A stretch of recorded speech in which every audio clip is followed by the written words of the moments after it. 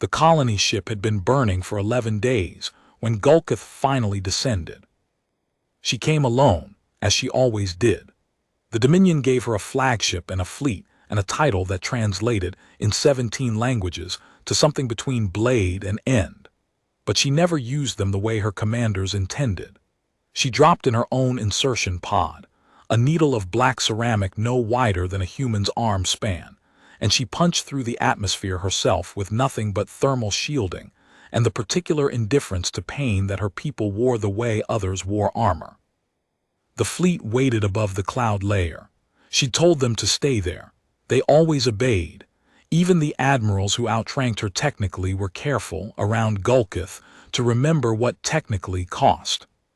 The colony's name was Verath's Landing, named for the first colonist who touched the soil, a woman, according to the intelligence files, who had pressed her bare hand into the ash-gray dirt and wept, because after 300 years of ship-borne generations, dirt was a miracle. The colony was 11 years old. The war was 6. The math was simple enough that even the Dominion strategists, who liked to pretend strategy was complicated, had eventually arrived at it. Verath's Landing would not survive the war. It had no military installation. It had no orbital defense worth the name. What it had was 43,000 people, a school with 312 children enrolled as of the last census, a refinery that processed rare earth compounds the Dominion needed, and the humans needed, and everyone needed, and a single garrison of 216 soldiers who had requested extraction 4 times and been denied 4 times because the Dominion had controlled the extraction corridors for 14 months. Gulkith had read the file twice on the descent. She didn't know why she read human files twice. She didn't do that with the other species. The pod hit the ground in the colony's outer fields, where the settlers had attempted to grow something called wheat in soil that kept killing it. The stalks were gray and bent. Some of them had managed to get halfway to height before the microorganism in the soil, native, patient, implacable, had finished them. There were small markers at the edge of each row she saw when she cracked the pod and climbed out, little tags with handwriting on them. She stood for a moment reading the tags because they were there, and she had always, since she was a daughter in the Redrock fortress and not yet a weapon, been unable to pass a written thing without reading it. Wheat Variety 7, tried with amended soil, won't give up. That was the last one, before the row ended in nothing but dirt. She put the tag back where she'd found it. The garrison found her 20 minutes later. She heard them coming from 600 meters out, their boots, their breathing, the particular frequency of human fear, which she had learned to recognize the way you learn to recognize weather. They came in a line of 8, which told her someone had made a decision about the approach rather than panicking. She gave them that silently. 8 humans in composite armor with pulse rifles pointed at something that was 9 feet tall and built like a fortress wall, and they were walking toward it in a line. That was not nothing. She put her hands out to her sides. Not raised, she didn't raise hands for anyone, and the gesture would have been too close to surrender, which she did not do. But out, open-palmed, which in 3 of the Dominion's primary body languages meant, I am not currently trying to kill you. In human body language, she didn't know if it meant anything. She had been given a translation implant, but the implant handled speech, not gesture. The soldier at the front of the line stopped at 30 meters. Behind the visor, she couldn't read the face. She could read the body, locked up, terrified, doing it anyway. A leader, she thought, or just stubborn. You're alone, the soldier said. It came through the implant as flat, factual, not a question. Yes. Why? Gulkith considered the question. The truthful answer was one she didn't have ready words for, not in any language she spoke, and certainly not in theirs.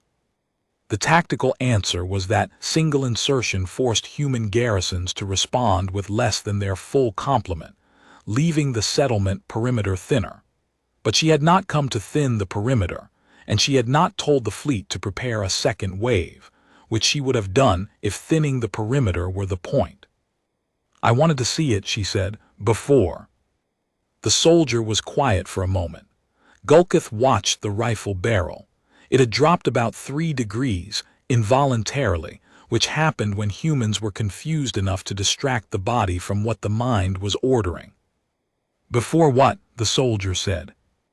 Gulkith didn't answer that. She looked past the line of soldiers toward the settlement. From here she could see the edge of it, the outer structures, functional and temporary looking even after 11 years, the way all human settlements looked to her, as though they were always in the middle of being built, always in the state of becoming. Smoke from a chimney, windows lit from inside, a shape that might be a child crossing between 2 buildings too far to be certain. "I'll go back," she said. "Tell them that. Your commanders. I'll report the colony isn't viable for current operation." The soldier said nothing for 3 seconds. Then, "Why would you do that?" And again, Gulkith did not have an answer she could translate. She went back up. She filed the report as she'd said she would. The fleet's second admiral, a Velk named Urath, who had always found Gulkith's methods opaque but her results too consistent to question, received the report and noted it without comment. The colony was marked low priority. The fleet moved to the next target. Gulkith went back down 6 days later. She went alone again. She didn't file anything about it, which was technically a breach of Dominion insertion protocol and practically irrelevant, because no one in the Dominion fleet was going to detain Gulkith, daughter of the Raydrock, third blade of the Pale Court, for a paperwork violation. She landed in the dead wheat fields again. The tag was still there. Won't give up. She walked the perimeter for an hour without approaching. The settlement had a rhythm. She could feel it even from outside. The way a creature has a heartbeat you can sense before you hear it. Shifts changing. Children released from what her intelligence file had called the school. The sound of something being repaired, metal on metal. A voice singing, faint, from one of the upper residential structures. She stood in the shadow of the perimeter wall, a modest thing, prefab plating over packed earth, and she listened to all of it. She was aware, in the back of the part of her mind that handled tactical assessment, that this was strange behavior. She had a word for it in her own language, Gulvith, which meant something like the particular stillness before you understand what you're looking at. Her mother had used the word when speaking of the moment before a commander understood a new kind of enemy. Gulkith had always assumed she'd inherited the word's context, that it was about enemies. She was no longer certain. The child found her. She didn't hear the child coming. That shamed her slightly, in a deep place she didn't examine. 12 years of war and a child got inside her perimeter of awareness because the child was small and moved through grass the way small things sometimes did, without the self-consciousness that made adult movements loud. The child was perhaps 7 years old. Brown skin, dark eyes, a smear of something orange across one cheek, food or paint, she couldn't determine. The child stood at 3 meters and looked up at her with an expression Gulkith had never received in 12 years of war. Pure, uncomplicated interest. "You're very big," the child said. "Yes." "Are you going to hurt us?" "No." The child considered this for a moment with the seriousness of someone weighing a contract. Then the child reached into a pocket and produced something small and offered it up on an open palm. Gulkith looked down. A flower. Gray-stemmed, as everything here was gray-stemmed, but the head was yellow, an improbable yellow, the yellow of something that had decided the soil's opinion was not relevant. She took it, she didn't know why. The child watched her do it with satisfaction. "My mom plants them," the child said. "She says things that grow in bad dirt are the bravest things there are." Gulkith looked at the flower in her hand. It was smaller than her thumbnail. "What's your name?" the child asked. She told the child her name. Not her title, not her rank designation, her name, the one her mother had given her the morning she was born, before the court had assigned her a blade number and a purpose. The name she hadn't said aloud in so long she had to find it, the way you find something you'd put down in a room you stopped visiting. Gull, the child said, getting about a third of it right. I'm Sira. The child held out a hand. Golkith looked at it. She knew the gesture. She'd observed it 10,000 times in human interaction data and the intelligence files and the intercepted communications. She reached down with 2 fingers carefully and touched the child's palm. Okay, Sira said, and turned and ran back into the settlement. Golkith stood in the field for a long time after. She kept the flower. The soldier found her again on the 3rd visit. The same one. She recognized the build, the particular set of the shoulders. This time without the line of 7 others. Alone on the perimeter, watching her watch the settlement. The soldier's rifle was across the back, not in hand. That was information. You've been here before, the soldier said, not accusatory, noting. Yes. You filed that report. Low priority. Yes. The soldier was quiet. Then, you want to come in. Golkith looked at the soldier. That would be tactically. Idiotic, yeah. The soldier's voice had something in it now that her implant flagged as dry humor. I know. My commander thinks I've lost my mind. You want to come in anyway. She came in. Her name, she learned, was Sergeant First Class Marades, and she had been on Verath's landing for 3 years and had stopped believing in extraction after the second denial, and had spent those 3 years becoming something between a soldier and a settler, the way long postings sometimes made you.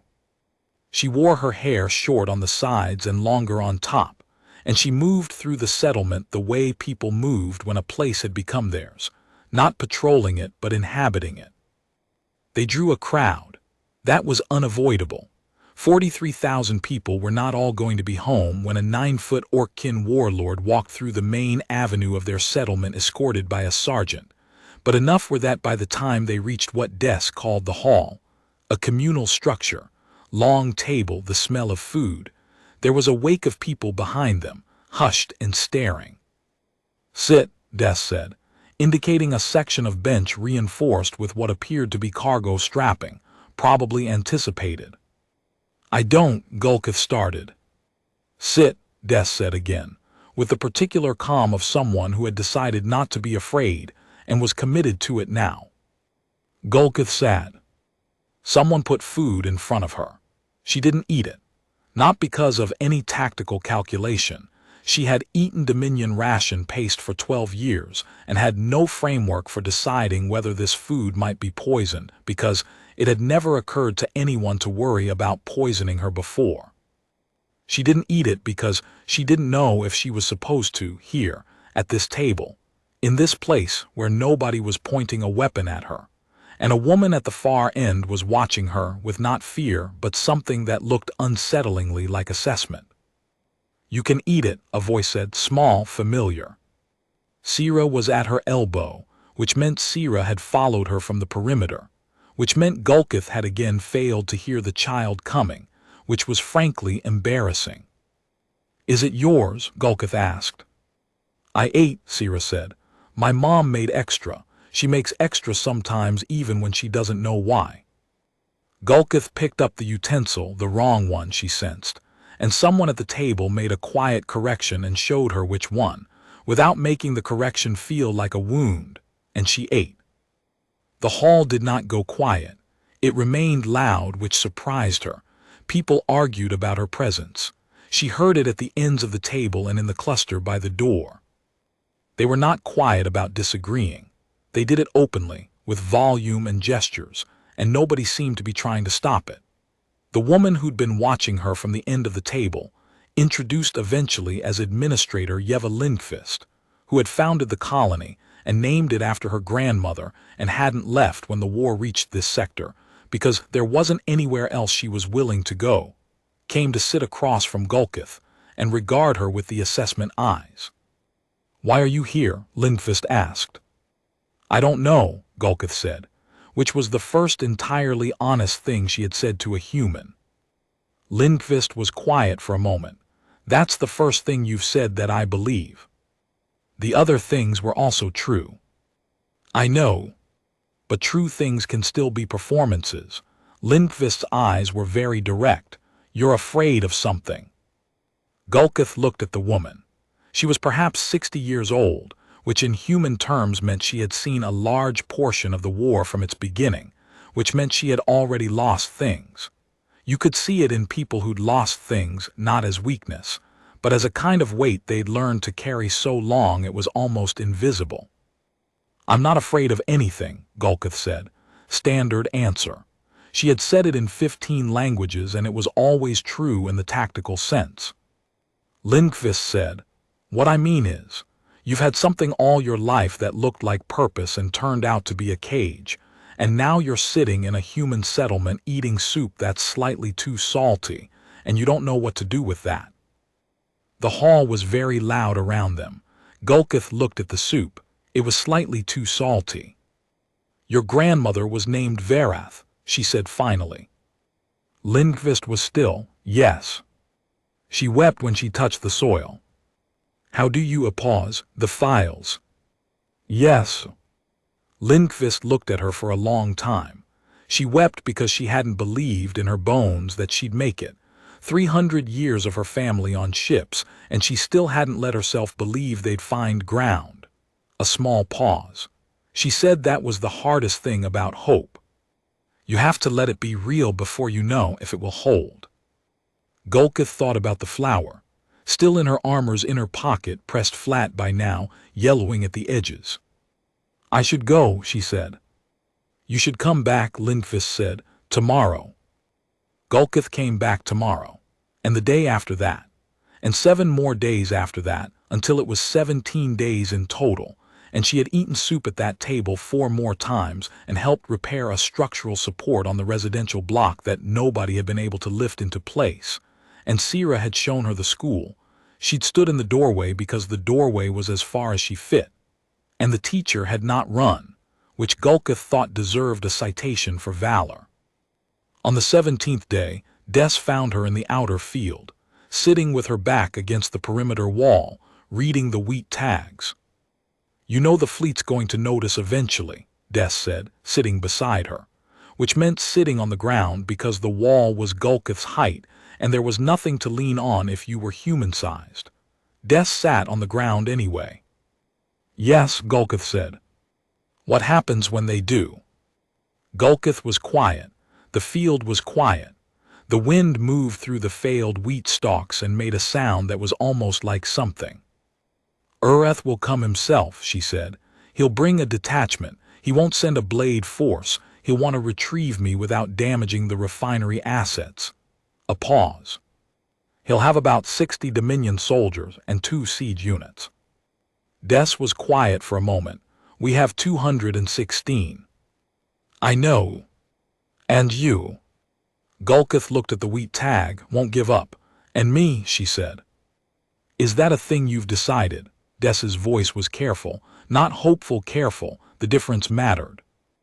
Gulkith thought about 12 years of filing insertion reports, about the Dominion's careful math of what was viable for current operation and what was not, about a fleet that stayed above the cloud layer because she told it to, about a title in 17 languages that meant blade and end.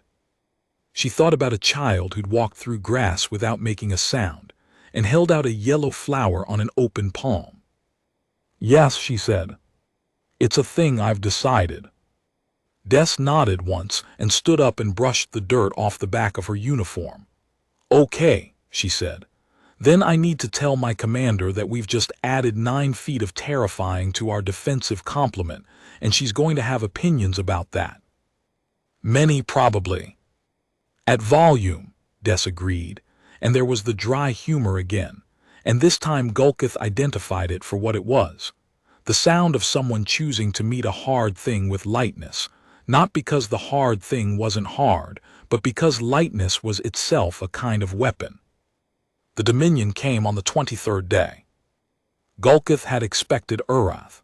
She'd underestimated how much the secondary fleet command had told him, or how much weight a missing blade carried in the Dominion's calculations.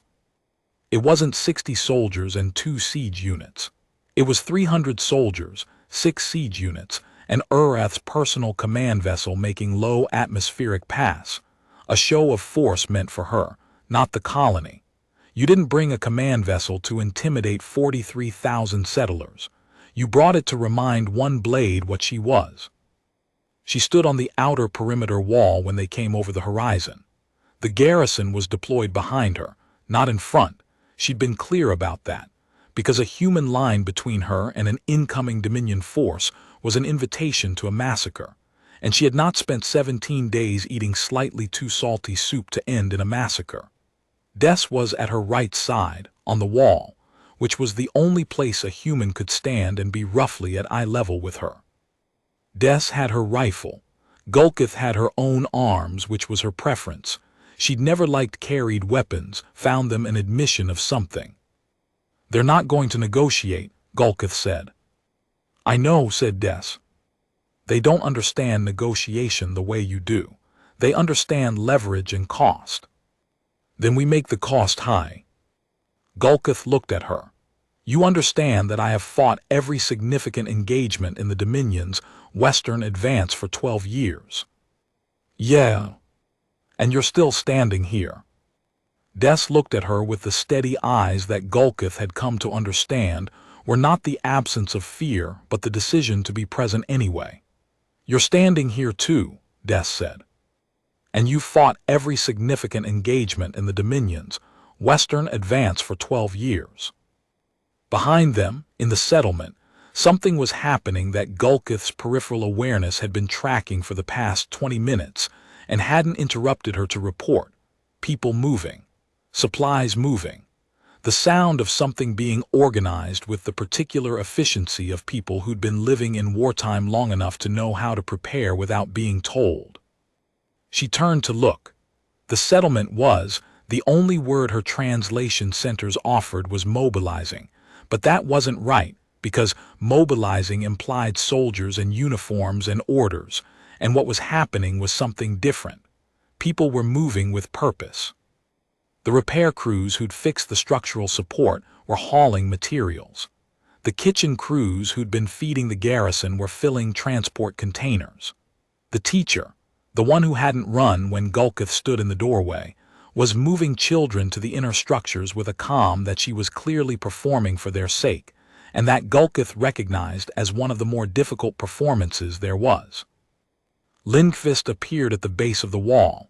She was wearing, Gulkith noted, the same clothes she'd been wearing at the table, with the addition of a sidearm she clearly didn't find comfortable. "We've done this before," Lindqvist said. "Not at this scale, but we've done it." "You've defended against Dominion forces before?" Gulkith asked.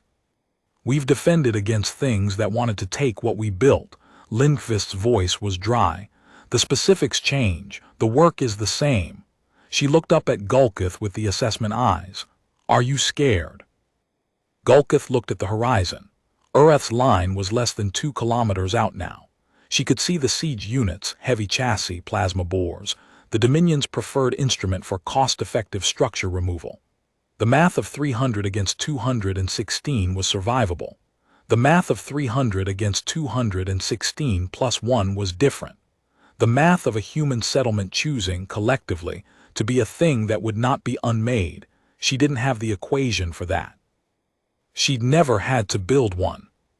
"No," she said, which was possibly the most precise truth she'd spoken in 12 years. Urath sent a communication pulse first. He was thorough. She'd always known that about him. The pulse resolved into his voice, broadcast colony-wide, and she heard it from the wall.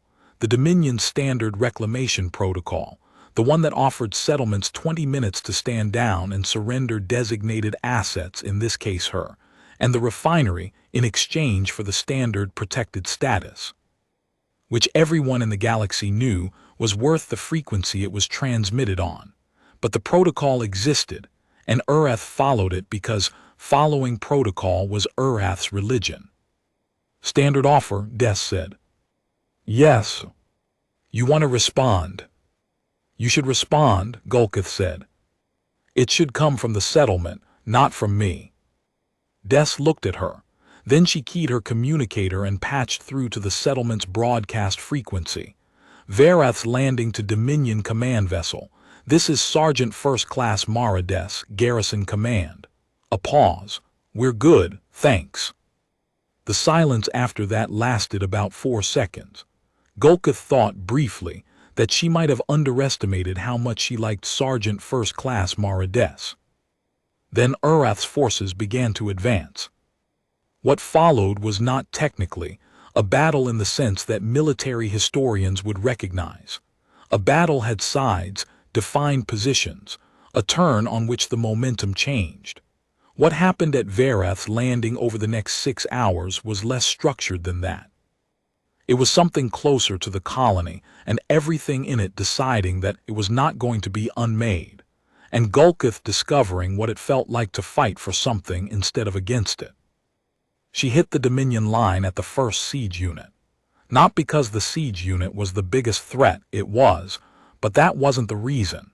She hit it because if the siege unit reached the outer structures, it would reach the school, and she had stood in the doorway of the school and seen a teacher not run, and she had made a decision on the 17th day that was still operative. A siege unit was 12 tons of Dominion engineering, and she hit it at full run, which her body could manage for approximately 40 seconds before the cellular demand outpaced the supply, and that was enough. She did not have a weapon. She had her hands and her mass and 12 years of learning where the structural weak points in Dominion equipment were, and the siege unit did not survive the introduction.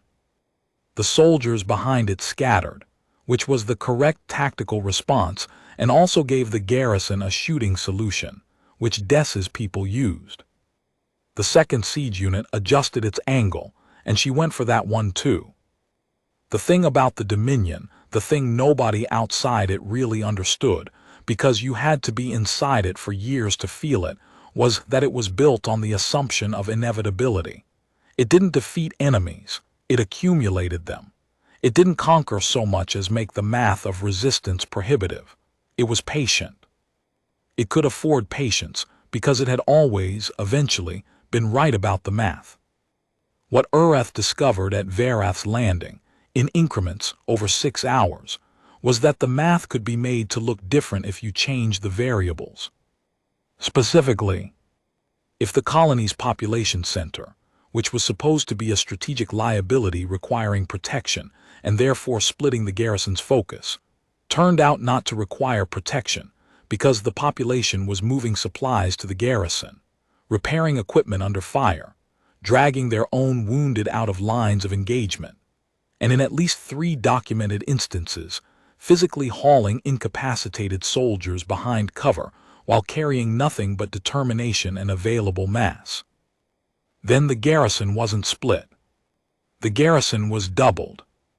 That wasn't military doctrine. That wasn't in any Dominion threat assessment. That wasn't a variable the Dominion had built equations for. Lindqvist organized it. Golkith saw that from the field, saw her moving between positions, not fighting, not hiding, just moving with the assurance of someone who decided exactly which wall she intended to stand behind and had no plans to move. The administrator who'd founded a colony in hostile soil and named it for a grandmother who'd wept at touching dirt. Golkith took a plasma hit on the 3rd hour. Left side hip, she felt it the way she felt all injuries, which was distantly, as information rather than pain. She kept moving. Des found her between the 4th and 5th hour at a collapsed section of outer perimeter, bleeding through the armor, and looked at the wound with the expression of someone adding it to a problem she was already solving. "I've had worse," Golkith said. "I know," Des said, which was not what she'd expected Des to say. Not "you'll be fine" or "that looks serious" or the dozen other things people said around injuries to smooth the rough edge of them. Just, "I know," acknowledgement without performance. She tore a strip from her own kit and pressed it against the wound with the brisk efficiency of someone who'd been doing this for 3 years. "You're bleeding Dominion Standard Cyan." "Yes, my blood oxidizes differently."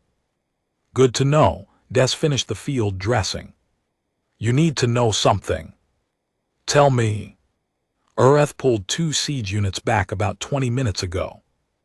Gulkith processed this, repositioning for. Yeah, he's going for the refinery directly.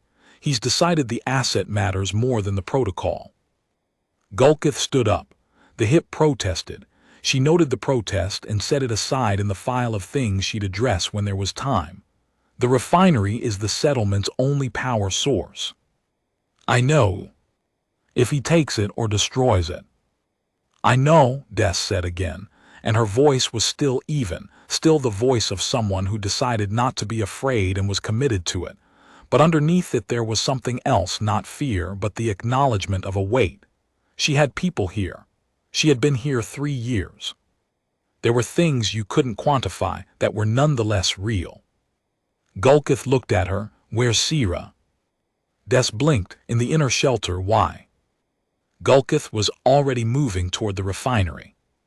She heard Des behind her, keeping pace, which a human shouldn't have been able to manage, but Des apparently hadn't been informed. The refinery was at the settlement's center, practical. She understood now. The settlers had built inward, protection from every perimeter. The siege units were moving through a maintenance corridor from the eastern approach, the one gap in the perimeter plating that the settlement had never fully resolved, because they'd run out of materials in year 3, and the Dominion's supply disruptions had kept them from resourcing the repair. She knew about the gap because she'd read the files, twice. The first siege unit was in the corridor when she arrived. The second was approaching. She went through the maintenance access, too small for her. She tore the frame out without breaking stride, and she met the first one at the junction where the corridor opened into the refinery approach. She destroyed 2 tonight already. She knew the weak points now in a way that was more than technical. It was physical, the way a body learns a thing it has done more than once. She took the first unit apart in less than 2 minutes. The second unit's operator had seen the first and adjusted. It came in with its bore elevated, which was the correct response to a ground-level physical threat. She went low instead of straight in, which put her under the bore angle, and she got a hand into the cooling assembly and pulled. The unit went down. She stood in the refinery approach, bleeding cyan from the hip and from a new gash on her forearm from the cooling assembly's sheer edge. And around her the Dominion's siege assets at Verath's landing were no longer operational. Urath's voice came on the broadcast frequency again. Not the settlement's, her personal Dominion command channel, which only command-rank Dominion officers could access. Gulkith. She didn't answer. Third blade of the Pale Court. His voice was careful. She knew that carefulness. It was the voice of someone doing mathematics in real time. You've compromised the operation. You understand the consequence of that. Yes, she said. Return to the fleet. I'll mark this as a tactical assessment error, a misread of the colony's defensive capability. A pause. You're too valuable to lose over 43,000 settlers. Gulkith looked around the refinery approach. The walls were marked from the evening's engagement. There was blood, human red and Dominion gray, and her own cyan, which was an unusual combination she'd never seen in one place. Through the access she'd torn, she could see a section of the settlement beyond, a window lit from inside, a shape moving past it. She thought about 12 years of being the most valuable weapon in the Western advance. About what being valuable meant. That you were a thing to be used and retrieved and used again. That your worth was entirely in your utility.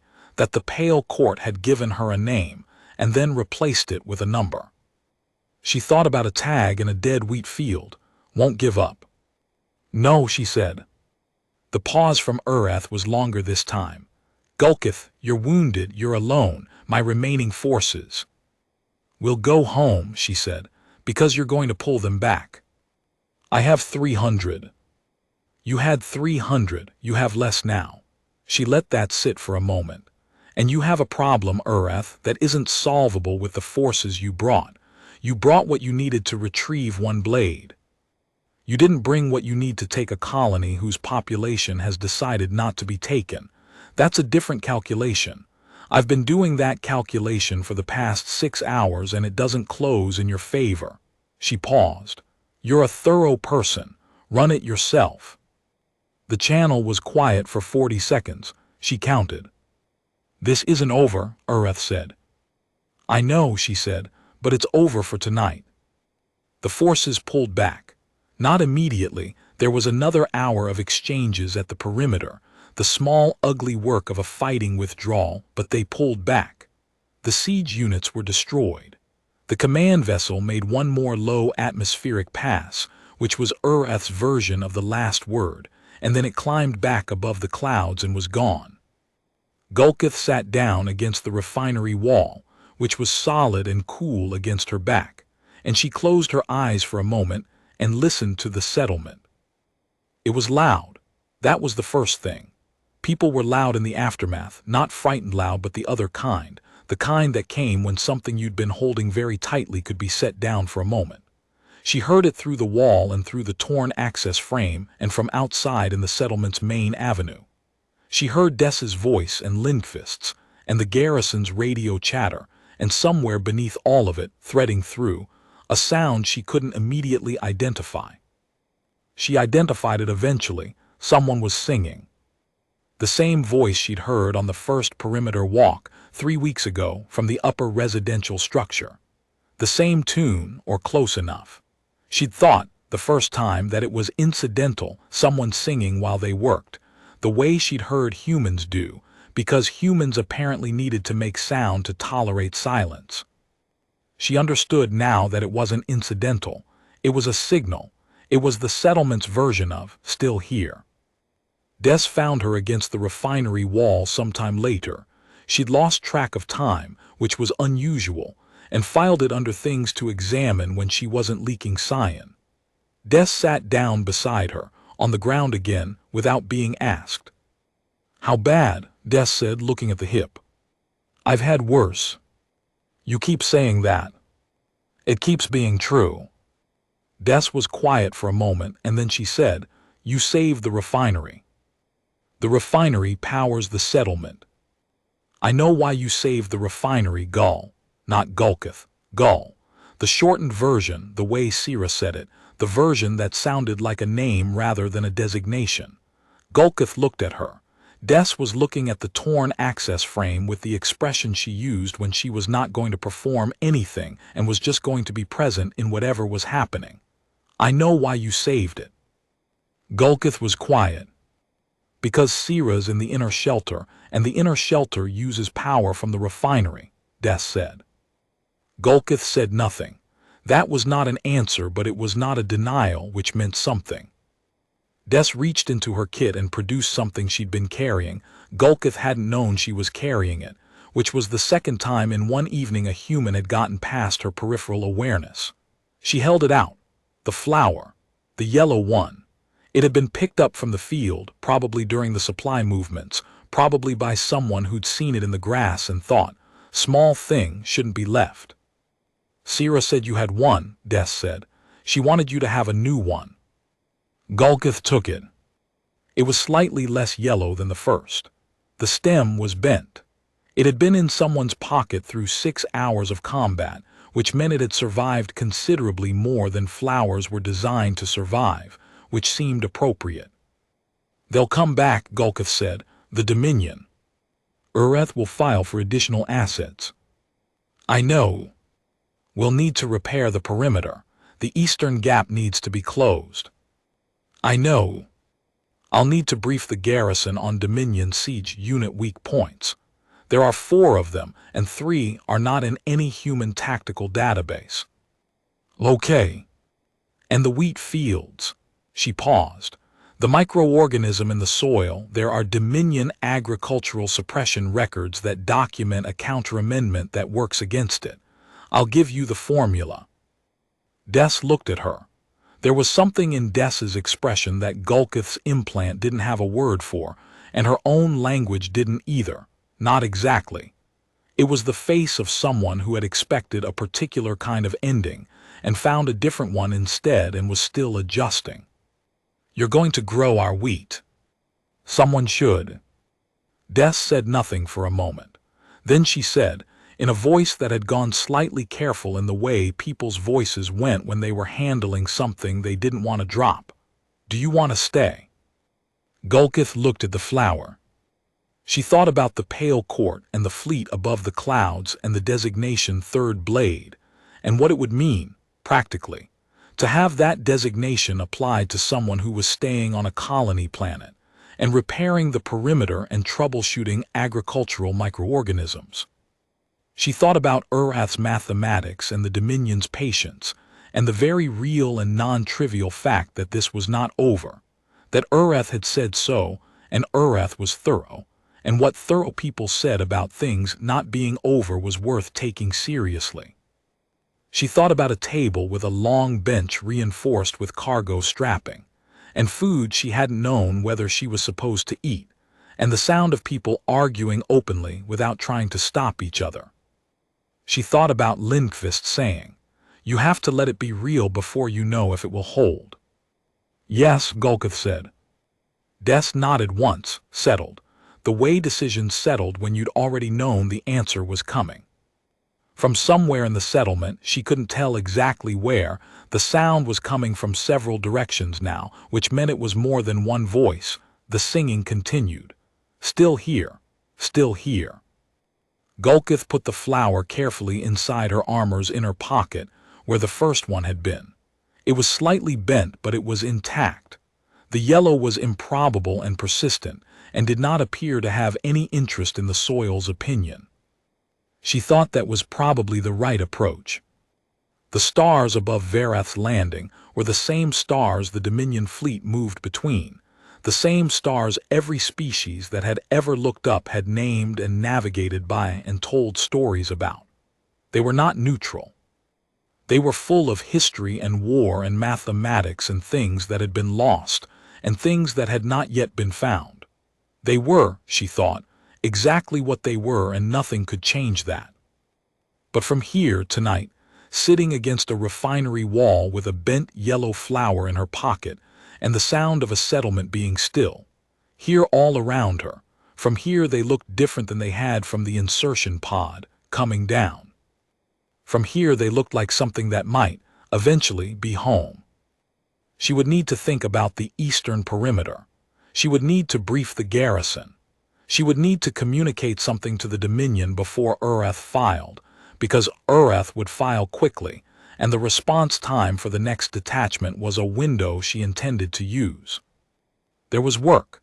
There was always work, and this work was the same category as the previous 12 years' work in that it was hard and physical and required her full capacity, and it was completely different from the previous 12 years' work in a way she didn't have language for yet. She had time to find the language. She sat in the field of the settlement's heartbeat, the shifts changing, the voices, the singer who had been singing all evening and showed no signs of stopping, and she breathed the air of a planet that smelled like gray soil and failed wheat and the particular sharpness of a night after combat, and she waited for morning. The fields around her were still. The dead wheat moved in the small wind. Somewhere in soil that kept trying to kill things, a yellow flower was already growing.